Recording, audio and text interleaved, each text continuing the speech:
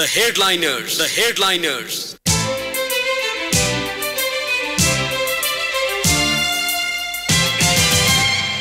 नमस्कार श्रोता, रेडियो कान्तिपुरको प्रभातकालीन नियमित कार्यक्रम द हेडलाइनर्समा यहाँलाई स्वागत छ। आजको कार्यक्रम लिएर म प्रकाश पाठक उपस्थित भएको छु। समसामयिक विषयमा अतिथिसँग छलफल गरिने यो कार्यक्रम साताको 6 दिन यसै समयमा आधा घण्टासम्म प्रसारण हुँदै आएको छ। कार्यक्रममा आज हामी मुलुकमा अन्तर्राष्ट्रिय लगानी भित्र्याउन सरकारले गरेका पछिल्ला प्रयास, यसले मुलुकको आर्थिक समृद्धिमा पार्ने प्रभाव तथा लगानी सम्मेलन पछिको अवस्थाका विषयमा पूर्व अर्थमन्त्री एवं राप्रपा संयुक्तका अध्यक्ष डाक्टर प्रकाश चन्द्र लोहानीसँग कुराकानी गर्दै डाक्टर लोहानीलाई कुनै प्रश्न वा जिज्ञासा राख्न मन लागे तपाईले हाम्रो स्टुडियोको टेलिफोन नम्बर 0155410905 मा आफ्नो प्रश्न टिपाउन सक्नुहुन्छ।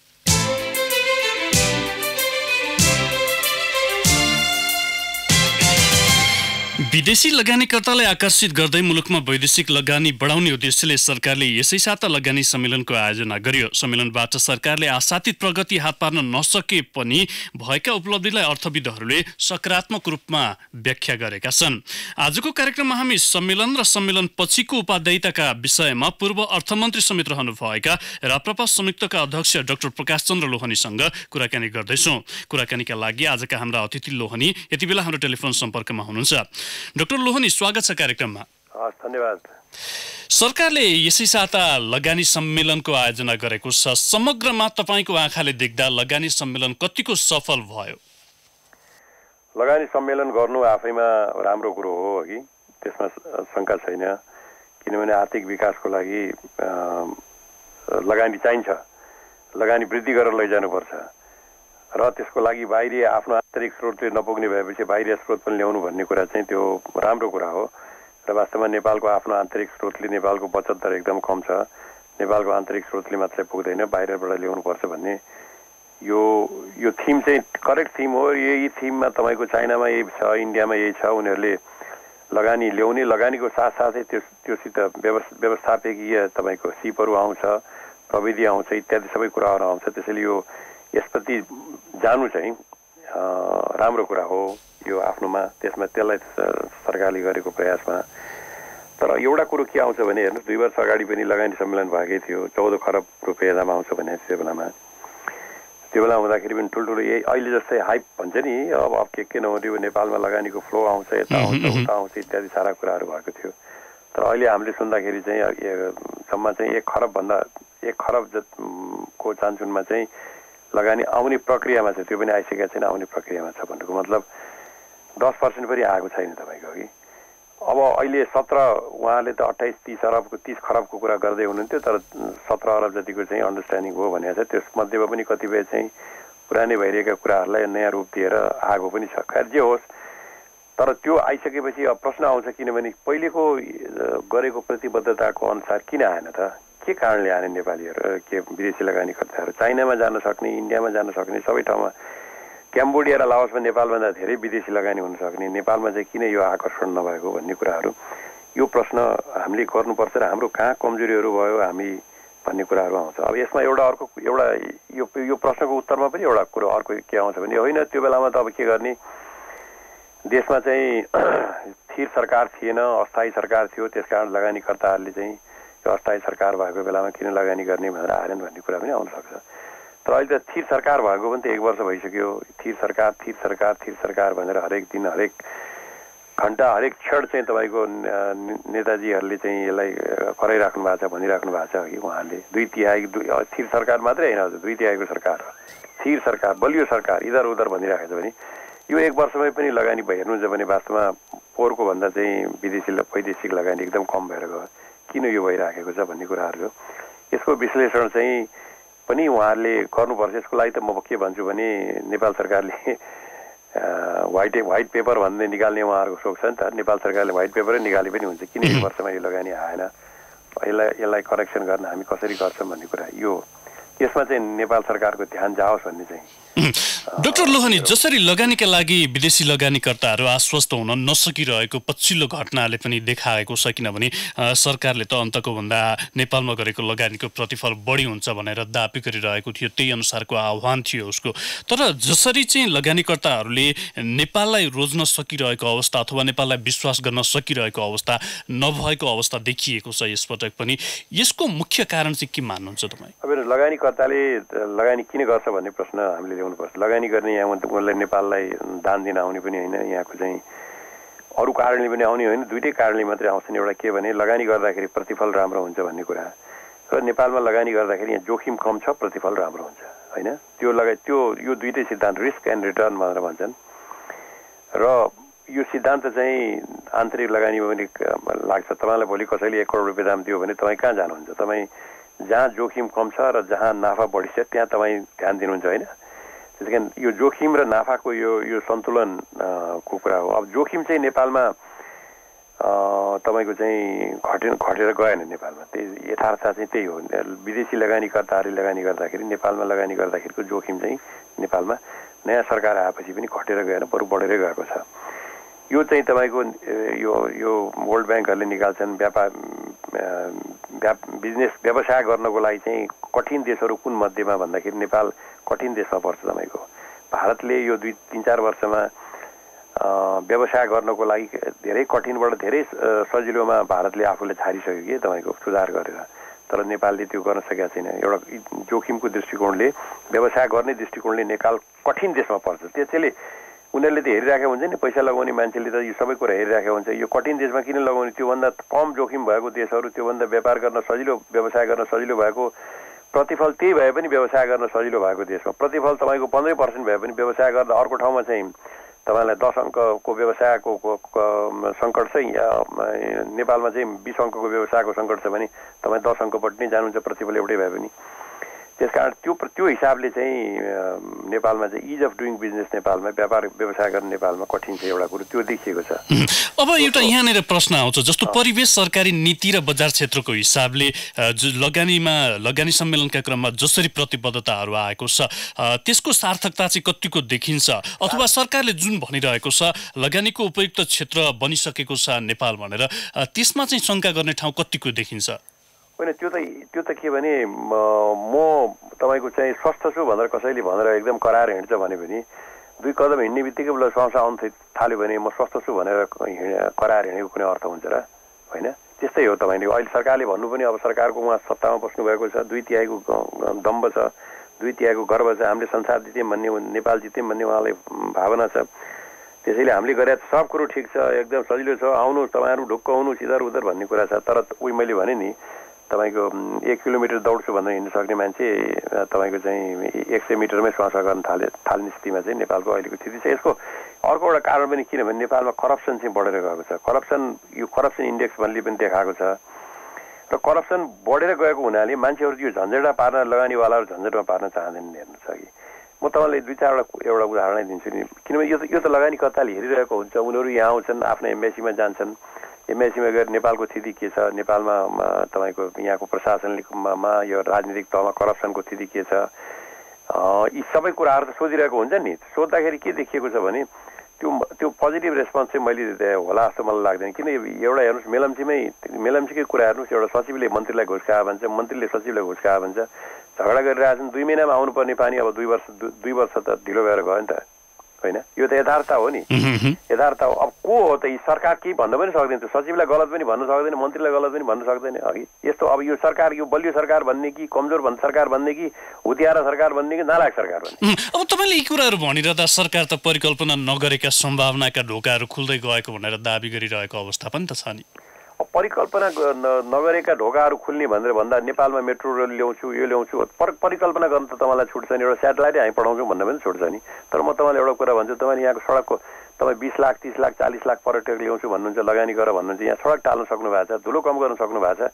उल्टो के भने 40 वर्ष अगाडि भएको चाहिँ यहाँ अहिले संसारमा क्लाइमेट चेन्ज भन्ने कुरा आइरहेको छ, 40 वर्ष अगाडि खडा गरेको त्यो ट्रली बस, बिजुलीको ट्रली बस जो चाहिँ वातावरण मैत्री ट्रली बस थियो 40 वर्ष अगाडि, त्यो चाहिँ तपाईँहरूले शोषण गर्दा गर्दा गर्दा आफ्नो मान्छे झार्दा त्यसलाई सिद्ध्याएर अब अहिले चाहिँ तपाईँ चाहिँ फेरि चाहिँ मेट्रो रेलको कुरा गर्नुहुन्छ भने मेरो त उहाँलाई सुझाव के चाहिँ बरु त्यसो गर्नु सट्टा त बरु त्यो 40 वर्ष अगाडिको जुन ट्रली बस थियो नि अहिले त 6 लेन बाटो छ होइन त उहाँसम्म अहिले त झन् सजिलो छ कमसेकम त्यो ट्रली बस अलिक ठुलो स्केलमा चलाइदिनुहोस् न त्यति मात्रै गर्नु भने ठुलो कुरा हुन्छ कि त्यति मात्र यस्ता कुराहरू चाहिँ नगर्ने अब मेट्रो रेल भनेको छ तपाईँ मेट्रो रेल भनेको अहिले इन्डोनेसिया जस्तो देशमा पनि भर्खर एउटा मेट्रो रेल सुरु भयो तपाईँको भारतमा दिल्लीमा सुरु भएको चाहिँ प्रयास गर्दैछन् भने अब यहाँ चाहिँ त्यो गर्दाखेरि त्यो त अर्को 10 वर्ष 15 वर्ष लाग्छ त्यो बिचमा के गर्ने तपाईँको त्यो बिचमा के ट्रली बसै तपाईँ त प्रुभन टेक्नोलोजी हो नेपालले फाइदा पाएको टेक्नोलोजी हो भने त्यति पनि गर्न नसक्ने कुरो चाहिँ ठुलो गर्ने भने मतलब कुरो चाहिँ हात्तीको गर्ने काम चाहिँ मुसाको गर्ने फुल्सा मुसाको गर्ने यस्तो यो जुन शैली देखिएको छ नि जनतालाई भुलो यहाँ पर्ने शैली यो चाहिँ जनताको लागि तपाईँको नेपाली जनताको लागि भाषण गर्नको लागि त काम गर्ला तर जसले पैसा हाल्छ र लगानी नै गर्छु भनेर आएको छ नि त्यसले चाहिँ त्यसलाई यस्तो कुरा विचार गरेर हुन्छ डाक्टर लोनी यो विषयमा जसरी विदेशी लगानीकर्तालाई सरकारले नेपाल भित्र्याउन खोजिरहेको छ जसरी आश्वस्त पार्न खोजिरहेको छ आत्मनिर्भरता बढ्छ कि यसले परनिर्भरता बढ्छ भन्ने केहीको त्यसमा चाहिँ दुविधा अथवा त्यसमा चाहिँ बहस पनि सुरु भएको छ यो लगानी सम्मेलन मार्फत आएको लगानीले स्वाधीन अर्थतन्त्र निर्माणमा चाहिँ कस्तो फाइदा पुर्याउँछ अथवा यसले बेफाइदा गर्छ के छ तपाईँको दृष्टिकोण लगानी आएर नेपालमा चाहिँ रोजगारी हुन्छ भोलि भन्नुहोस् न एउटा इन्डियाको टाटा कम्पनी भन्नुहोस् अथवा अरू कोरियाको हुन्डाई कम्पनी भन्नुहोस् यहाँ आएर चाहिँ मोटर पार्ट्स एसेम्बलिङ गर्ने पार्ट निकाल्यो मोटर पार्ट बनाउने र त्यो इन्डियामा एक्सपोर्ट गर्ने अथवा चाइनामा एक्सपोर्ट गर्ने आयो भनेदेखि त्यसले केही बेफाइदा गर्दैन तपाईँको त्यसलाई आयात प्रतिस्थापन गर्ने र निर्यात प्रबन्धन गर्ने उद्योग म्यानुफ्याक्चरिङ उद्योग आउनु त विदेशी लगानीबाट आउनु त त्यसलाई त हामीले प्रोत्साहनै गर्नुपर्छ सरकारले पनि अहिले भने त्यही नै हो प्रोत्साहनै गर्नुपर्छ त्यो यो परनिर्भरता भनेर अहिलेको संसारमा गएर तपाईँको चाहिँ दाल भात तरकारी खानासाना सबै म आफ्नै खेतमा मात्रै गर्छु भनेर त गर्ने यो जमाना त गइसक्यो कि त्यो चाहिँ त्यसैले त्यो तर्क नै गलत तर्क हो खालि फाइनेन्सियल लगानी मात्रै गर्ने भन्छ नि तपाईँको स्टक मार्केटमा मात्रै लगानी गर्ने केही पऱ्यो भने भुर्र उडेर जाने यस्तो खालकोमा चाहिँ तपाईँले होस् गर्नुपर्छ त्यस्तो खालकोमा चाहिँ नियमन गर्नुपर्छ त्यो मलाई लाग्छ अहिले राष्ट्र ब्याङ्कले त्यो नेपाल सरकारले त्यो बुझाए पनि छ त्यो कुरा चाहिँ तर अरू तपाईँको रियल लगानी जसले यहाँको उत्पादनै बढाउने यहाँको व्यवसाय बढाउने यहाँको चाहिँ रोजगारी बढाउने र त्यसले चाहिँ निर्यात गरेर उसले प्रफिट लैजान्छ भनेदेखि त त्यो स्वागत गर्ने कुरै हो त्यसलाई चाहिँ नकारात्मक दृष्टिकोणले हेर्नुहुन्छ भन्ने कुरा त म चाहिँ छैन तर लगानीको कुरा तपाईँले गर्दाखेरि हामीले आफ्नै स्रोतले गरेर बाहिरिया मान्छेले त हेर्छ नि आफ्नै स्रोतले गरेर लगानीले पनि नेपाल सरकारले के गरिरहेको छ हेर्नुहोस् अहिले यो कर्मचारी सञ्चय कोषबाट नेपाल सरकारले अरबौँ रुपियाँ द्याम लिएको होइन लगानीको लागि पैसा बाहिरबाट ल्याउनुहोस् त्यसलाई म प्रोत्साहनै गर्नुपर्छ भन्छु तर पैसाको मात्रै कुरो पनि होइन यहाँ त कर्मचारी सञ्चय कोष र कोषबाट चाहिँ 25-30 अरब रुपियाँ दाम त नेपाल सरकारले लिएर चाहिँ ग्यारेन्टी बसेर चाहिँ यो वाइट बडीको हवाईजहाज किन्नको लागि चाहिँ उसलाई दिएको हो नि त नेपाली सेनाले एक त त्यहाँ घोटालाको कुरो आफ्नै ठाउँमा छ 5 अरब रुपियाँ दाम भनेको छ प्रधानमन्त्रीदेखि सबै चुप लागेर बसेका छन् किनभने यी सबैले भ्रष्टाचार गरेका छन् त्यसमा म ठोकेर भन्छु म यो है दोस्रो कुरो त्यही नेपाल वायु सेवा निगम पनि अहिले थला परिसकेको छ तपाईँको त्यत्रो हवाईजहाज ल्याएको छ 74 घण्टा उडाउनु पर्ने 40 घण्टाभन्दा बढ्ता उडाउन सकेका छैन हवाईजहाज कम्पनी थला परेर अहिले त त्यो दुईटा हवाईजहाजको कारणले गर्दाखेरि नेपाल वायु सेवा निगम हवाईजहाज उडाउने किसिमले हेर्नु हुन्छ भने ठुलो घाटामा छ खालि बचेको कसरी छ भनेदेखि चाहिँ त्यहाँको ग्राउन्ड ह्यान्डलिङ जुन छ नि त्यहाँको हवाईजहाजको ग्राउन्ड ह्यान्डलिङ चाहिँ नेपाल सरकारले उसलाई नै एउटा मोनोपोली दिया हुनाले त्यसको नाफाले बचेको छ भनेपछि तपाईँको तात्पर्य जस्तो लगानी परिचालनको विषयमा हामी चुकेको अवस्थाले चाहिँ गर्दा यो समस्या भइरहेको हो लगानी परिचालनमा हामी चुकेको छौँ लगानी विदेशबाट लगानी ल्याउनको लागि ल्याउन सक्नुहुन्छ भने ल्याउनुहोस् नेपालको म्यानुफ्याक्चरिङ उद्योगमा नेपालको कृषिको उत्पादन बढाउने र एक्सपोर्ट गर्ने कुरामा ल्याउन सक्नुहुन्छ भने ल्याउनुहोस् त्यसमा चाहिँ हामीले चाहिँ सानो मन गर्नै हुँदैन त्यो ल्याउने प्रयास गर्नुपर्छ तर लगानीको पैसा मात्रै नभएर नेपाल तल परेछ भन्ने तर्क चाहिँ म मान्दिनँ किनभने अहिले नेपाल सरकारकै यो बिमा संस्थानमै भन्नुहोस् बिमा संस्थानमा कति पैसा छ अहिले खोइ त त्यसको लगानी गर्न सकेको खोइ त्यसलाई प्रोडक्टिभ सेक्टरमा नेपाल सरकार लगानी गर्न सकेको खोइ एउटा चाहिँ आँट गरेको चाहिँ त्यो कर्मचारी सञ्चय कोष उसको पनि त्यो पनि डुब्ने अवस्थामा पुर्याइदिइसकेको छ भने नेपाल सरकारले भन्नुको मतलब नेपाल सरकारको नीतिहरू यस्ता छन् जसले गर्दाखेरि आफूसित भएको सम्पत्ति पनि उपयोग गर्न सकेका छैन र उपयोग गरेको सम्पत्ति पनि डुब्ने अवस्थामा पुर्याइदिइरहेछ यो विकृतिलाई तपाईँ चाहिँ नियन्त्रण गर्न नसक्ने यो विकृतिमा तपाईँ सुधार ल्याउन नसक्ने यो विकृतिलाई नियन्त्रण र सुधार गर्नको लागि चाहिने अनुशासन राजनीतिक नैतिक अनुशासन र आर्थिक अनुशासन तपाईँ कायम गर्न नसक्ने अनि एउटा हावा नारा दिएर लगानी सम्मेलन आएपछि ल अब चाहिँ नेपाल चाहिँ सिधै माथि जाने हो भन्ने जस्तो खालको मात्रै नारा दिनु चाहिँ त्यो चाहिँ तपाईँ के भनेदेखि यो चाहिँ रोग एउटा छ औषधि अर्को खाएको भन्ने कुरो मात्रै। अब यहाँनिर अर्को पनि कुरो आउँछ जस्तो 60% भन्दा बढी लगानी निजी क्षेत्रबाट भएको छ मुलुकमा। बाह्य लगानीको आवश्यकता सरकारले देखेको छ। घरेलु पुँजी परिचालनमा चाहिँ सरकारले अलिकति ध्यान नदिएको अथवा त्यसलाई चाहिँ व्यवस्था गरेर अगाडि बढ्न खोजेको पो हो कि भन्ने केहीको आशंका पनि त छ। नेपालको ट्याक्सको हिसाबले नेपाल ट्याक्स कलेक्सन गर्ने दक्षिण एसियाको देशमा सबैभन्दा सायद भारतभन्दा पनि माथि होला ट्याक्स कलेक्सन गर्ने हिसाबले माथि छ। तर नेपालको खर्च जुन छ नि नेपाल सरकारको साधारण खर्च जुन तरिकाले व्यापक वृद्धि भएर गएको छ त्यसले गर्दाखेरि त्यो साधारण खर्चलाई कटौती गरेर लगानीमा लैजान सक्ने क्षमता चाहिँ नेपाल सरकारको देखिएको छैन। झन् अहिले अब हाम्रो जुन राजनीतिक परिवर्तन भएको छ संहिता आएको छ यसले गर्दाखेरि त एउटा लाइसेन्स जस्तो भएको छ कि तपाईँको जे पनि खर्च गर्नु जति पनि खर्च गर्नलाई चाहिँ खर्च बेपत्तो बढेर गएको छ। अध्ययनहरूले के देखाएको छ भने अब राष्ट्रिय आयको 2.5-3% यसैमा बढ्ता खर्च बढेर जान्छ भनेर। तर खर्च बढे पनि त्यो अनुसारको फेरि उपलब्धि चाहिँ गर्न सकेको छैन किनभने भताभुङ्गै छ। अहिले गाउँमा जानुहोस् तपाईँको चाहिँ प्रदेशमा जानुहोस् यहाँबाट पैसा पठाइदिएको छ त्यो पैसा केमा खर्च गरेको छ खर्च एक गर्न पनि सकेका छैन उत्पादनशील काममा खर्च गरेको कुरामा भयानक भ्रष्टाचार छ। सबै चाहिँ नेताहरू चाहिँ गाउँका नेताहरू चाहिँ डोजर कम्पनीमा परिणत हुन लागिसकेका छन्। 2500 पर्नलाई 5000 घन्टा भनेर चाहिँ त्यो आफू धनी हुनेपट्टि गएको छन् भन्दा यो विकृतिहरू जुन आएको छ नि यो विकृतिहरूलाई नियन्त्रण गर्ने अथवा यसलाई चाहिँ त्यो प्रवृत्ति चाहिँ नेपाल सरकारमा पटक्कै छैन किनभने नेपाल सरकार आफै विकृतिमा परेको छ भन्छु म। माथिल्लो तलै आफै विकृतिमा छन्। जसरी भयो नि सम्पत्ति कमाउनु पर्छ जसरी पनि पैसा कमाउनु पर्छ पैसाले गर्दाखेरि भोट आउँछ भोटले गर्दाखेरि शक्ति आउँछ अनि शक्ति भएपछि फेरि चाहिँ पैसा कमाएर भोट ल्याउनुपर्छ भन्ने जुन चक्रमा अहिले चाहिँ नेपालको राजनीति जान थालेको छ नि त्यसले गर्दाखेरि एउटा स्थायी सरकार आएर स्थिरता दिन सक्ला भन्ने कुरामा नै मान्छेलाई आशंका बढेको छ। यो कुरा लगानीकर्ताहरूले पनि महसुस गर्छन्। तपाईँको लगानीकर्ताहरूले आफ्ना एम्बेसीमा सोच्छन् यी कुराहरू महसुस गरेको हुनाले आँट गरिरहेका छैनन्। अब यहाँनिर के पनि देखिन्छ भने जस्तो मुलुकको वित्त प्रणाली पनि अस्थिर छ। अझ भनौँ खर्च प्रणालीमा असन्तुलन भएको अवस्थामा विदेशी लगानीकर्ताहरूले नेपालमा लगानी गर्न त ती यावत विषयहरूको विषयमा पनि त केही न केही जानकारी त लिन्छ होला। यो विषयले चाहिँ कतिको प्रभाव पार्छ? त्यही कारणले गर्दाखेरि नै जानकारी लिन्छन्। त्यही कारणले गर्दाखेरि नै हिचकिचाएका छन्। तपाईँको हिचकिचाएका अहिले हेर्नुहोस् भारत र चीनबाट आउनु त स्वाभाविक हो किन हाम्रो दुईटा ठुला मित्र देशहरू हुन्। चीनबाटै कति 250 जति आछन् भारतबाट 150-200 कति आछन् अघि 600 जना मध्येमा।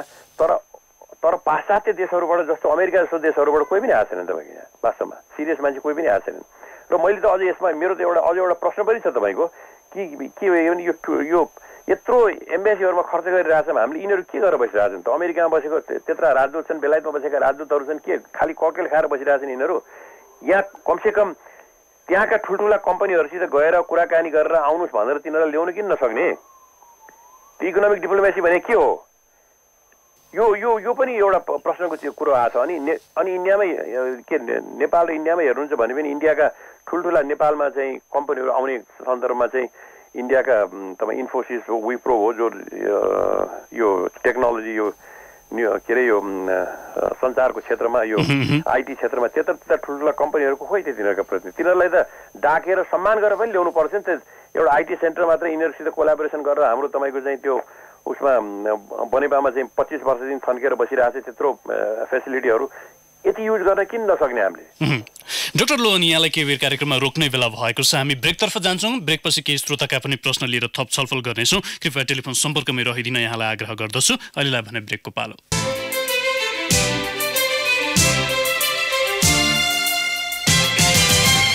ब्रेकफास्ट कार्यक्रममा यहाँलाई पुनः स्वागत छ। कार्यक्रममा आज हामी पूर्व अर्थमन्त्री एवं राप्रपा संयुक्तका अध्यक्ष डाक्टर प्रकाश चन्द्र लोहनीसँग कुराकानी गरिरहेका छौँ। डाक्टर साहब यहाँलाई कार्यक्रममा पुनः स्वागत छ। धन्यवाद।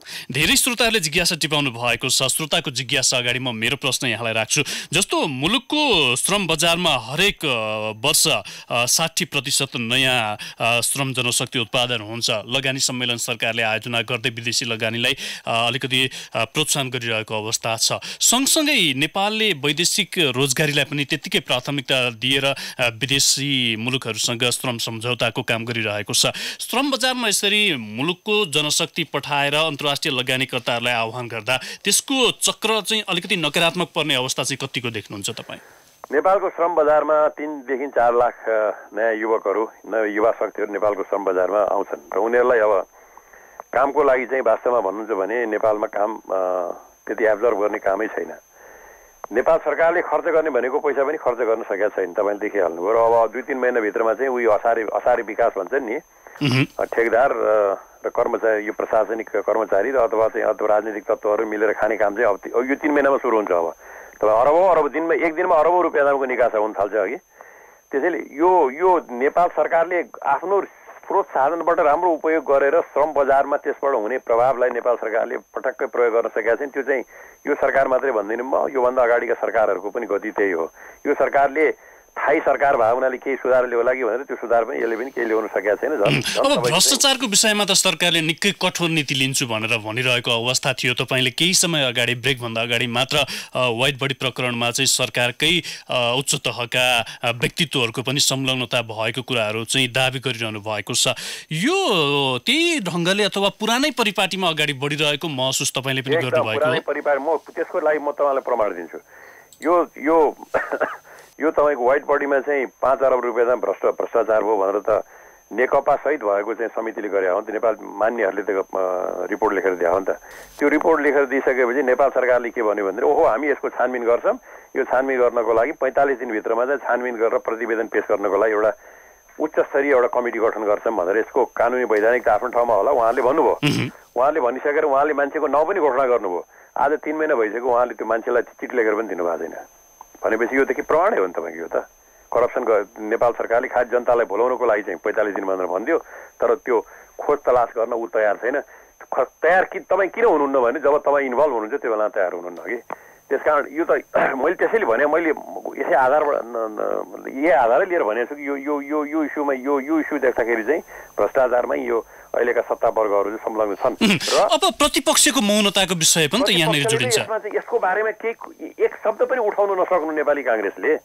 प्रतिपक्षले त आगो बाल्न सक्नु पर्थ्यो, यसमा हाउस स्टल गर्न सक्नु पर्थ्यो, त्यो कमिटी गठन गराउन सक्नु पर्थ्यो, इन्भेस्टिगेसन गराउन सक्नु पर्थ्यो, रिपोर्ट छानबिन गराउन जनतामा ल्याउन सक्नु पर्थ्यो। के पनि नगरेर चुप्प लागेर बस्नुको मतलब भाग शान्ति जय नेपाल भएको छ हेर्नु त्यसमा।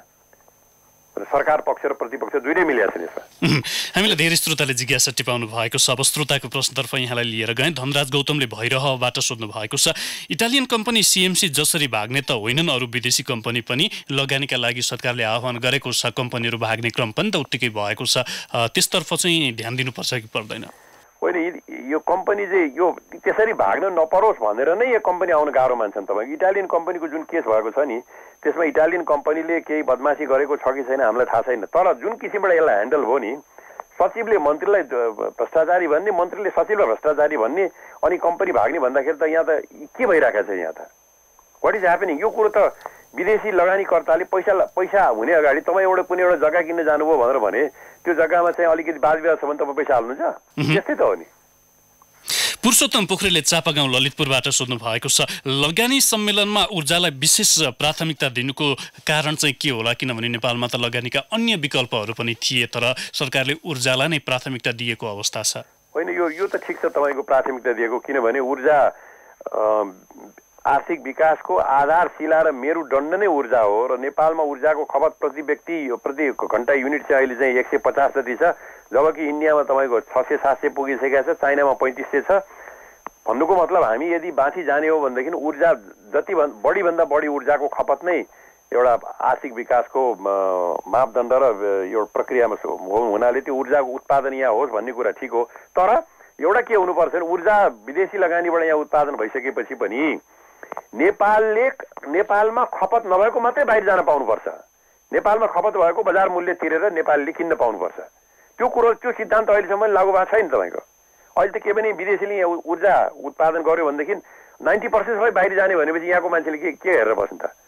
श्याम खतिवडाले इनरोबाट सोध्नु भएको छ, लगानी सम्मेलनमा थुप्रै प्रतिबद्धता आएका छन्, यसको सदुपयोग गर्न सरकारले प्रशासनिक र कानुनी जटिलतालाई एकद्वार अथवा सहज बनाएर लैजान सक्छ कि सक्दैन? यही सरकारले शुभकामना छ, सकोस् भन्ने हामी चाहन्छौँ सकोस्, किनभने यो एकद्वार प्रणाली भने पनि हेर्नुहोस् तपाईँको चाहिँ 20-25 वर्षदेखि एकद्वार प्रणाली हामी लागू गर्छौँ भनेर हरेक सरकारले भनेका छन्, कसैले गरेका छैनन्, अघि गर्न सकेका छैनन् भन्नुहोस् न। अब यो सिन्डिकेट जस्तो हो कि सिन्डिकेट हटाउँछु भनेर हरेक सरकारले भने यो सरकारले पनि भन्यो, अहिले बेहाल भएको छ। हाम्रो चाहिँ चाहना के छ भने, हाम्रो शुभकामना पनि के छ भनेदेखि यो सरकारले त्यो काम लागू गरोस्।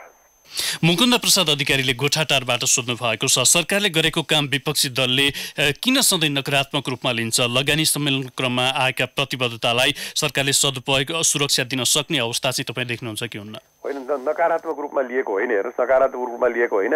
कहिले कहिले के भने तपाईँले आलोचना गर्नुहुन्छ, प्रश्न उठाउनुहुन्छ भने तपाईँलाई बाटो देखाउने कुरो हो त्यो। बाटो देखाउने, यस्तो भविष्य हिजो यस्तो भएको थियो, आज यस्तो हुँदैछ, अब नयाँ कुरो गर्न थाल्नुहुन्छ भने यो मिस्टेकहरू नगर्नुहोस् है भनेर भन्नु त त्यो त सकारात्मक, त्यो त तपाईँको त उसलाई त सहयोग गरेको हो। यो त्यसैले लगानी सम्मेलनमा जे हामीले प्रश्नहरू उठाएको छौँ त्यसमा सरकारले ध्यान दियोस् र सरकारले यसमा सफलता पाओस् भन्ने हामी चाहन्छौँ। किनभने लगानी बढेर देशको उन्नति हुनु त यो कुनै पार्टीको कुरा होइन नि, यो देशैको कुरा हो। देश राम्रो भयो भने त हामी सबैलाई पनि त राम्रो हुन्छ नि। विनोद खवासले झापाबाट सोध्नु भएको छ, विदेशी लगानीकर्ताले लगानी गर्ने आयोजनामा सरकार र जनता बीच द्वन्द्वको अवस्था सृजना गर्छ कि गर्दैन? आयोजना सुरु गर्दा प्रभावित स्थानीयले समयमै मुआवजा पाउँदैनन्, यसले गर्दा त सरकार र जनता बीचको द्वन्द्व बढ्छ। यसले चाहिँ विदेशी लगानीकर्ताहरूलाई चाहिँ अलिकति असर पुग्ने अवस्था देख्नुहुन्छ कि हुन्न तपाईँ? एकदम तपाईँको रिस्क भन्छु नि मैले, तपाईँको त्यो जोखिम, विदेशी लगानीकर्ताहरूलाई सबभन्दा ठुलो जोखिम भनेको कुनै गर्छु भनेर काम गर्छु भने जग्गाको प्रोक्योरमेन्ट सबभन्दा ठुलो जोखिम हो। त्यो नेपालमा मात्रै होइन, भारतमा पनि त्यो समस्या छ, अरू देशमा पनि समस्या छ अघि। त्यसैले विदेशी लगानीकर्ताले लगानी गर्छु भनेर आयो भने त्यो बेलामा नेपाल सरकारको जिम्मेवारी हुन्छ कि त्यसलाई चाहिने जग्गा, त्यसलाई चाहिने कुराहरू चाहिँ सरल तरिकाले उपलब्ध गराइदिने र उपलब्ध गराए बापत जनताको सम्पत्ति यसै लिन पाइँदैन, त्यसलाई बजार मूल्यको मुआवजा दिने पनि त्यो नेपाल सरकारको जिम्मेवारी हुन आउँछ। त्यो व्यवस्था उसले मिलाउनुपर्छ। लोहनीज्यू, जस्तो त्यही लगानी सम्मेलनका क्रममा सिङ्गापुरका एकजना माइन हार्ट समथिङ ग्रुपका एकजना सिइओ हुनुहुन्थ्यो, उहाँले भनेका कुराहरू म यहाँलाई स्मरण गराउन चाहन्छु। सिङ्गापुरमा मलेसियाबाट पानी, खाने पानी आयात हुन्छ, तर जुन किसिमले पुँजीको अथवा अन्तर्राष्ट्रिय लगानीको परिचालन उनले गरेको छ त्यो हिसाबको परिचालन नेपालमा हुन सक्ने अवस्था निकै बढी सम्भावना देखिन्छ। उनले नेपाल गरिब होइन, हाम्रो मानसिकता अथवा हामी चाहिँ परिचालनका दृष्टिले पुँजीलाई परिचालन गर्ने विषयमा चाहिँ कमजोर बनेका हौँ भनेर जुन किसिमले उदाहरण प्रस्तुत गर्नुभएको थियो, वास्तविकता त्यही हो अथवा हाम्रो इच्छा शक्ति नै निकै तल भएर चाहिँ यी कुराहरूमा चाहिँ हामी पछि परिरहेको अवस्था हो? माइनार्ड भन्ने ग्रुप चाहिँ तपाईँको ठुलै ग्रुप हो। यसको टोटल टर्नओभर, एनुअल टर्नओभर भन्नुहोस् न, व्यापारको टर्नओभर चाहिँ करिब 20 बिलियन डलरको छ। यो ठुलै कम्पनी, यो आएको चाहिँ राम्रै हो। तर उहाँले जुन कुराहरू भन्नुभएको छ नि, हाम्रो मानसिकता भनेको, हाम्रो मानसिकता यो यस्तो दरिद्र किन हुन पुग्यो भने हाम्रो मानसिकतामा सत्तामा बसेर भ्रष्टाचारको मानसिकता छ हाम्रो। त्यो मानसिकताले गर्दाखेरि तपाईँको सबै कुरा बिग्रिन्छ। समस्या त्यही हो। हवस् त डाक्टर साहब, यहाँको अमूल्य समय र विचारका लागि यहाँलाई धन्यवाद छ। हवस्, धन्यवाद।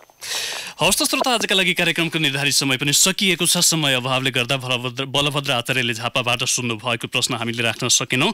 आजको कार्यक्रममा हामीले पूर्व अर्थमन्त्री एवं राप्रपा संयुक्तका अध्यक्ष डाक्टर प्रकाश चन्द्र लोहनीसँग लगानी सम्मेलन पछिको अवस्था अनि विदेशी लगानी आकर्षित गर्न सरकारले गरिरहेका पहल र पछिल्लो लगानी सम्मेलनमा केन्द्रित रहेर कुराकानी गऱ्यौँ। फरक प्रसङ्ग र अतिथि लिएर भोलि फेरि आउनेछौँ। आजको कार्यक्रमबाट न्युज डेस्कका सबै सहकर्मीसँगै प्राविधिक मित्र लक्ष्मी प्रसाद पोखरेल र म प्रकाश पाठक पनि बिदा हुन्छौँ। नमस्कार।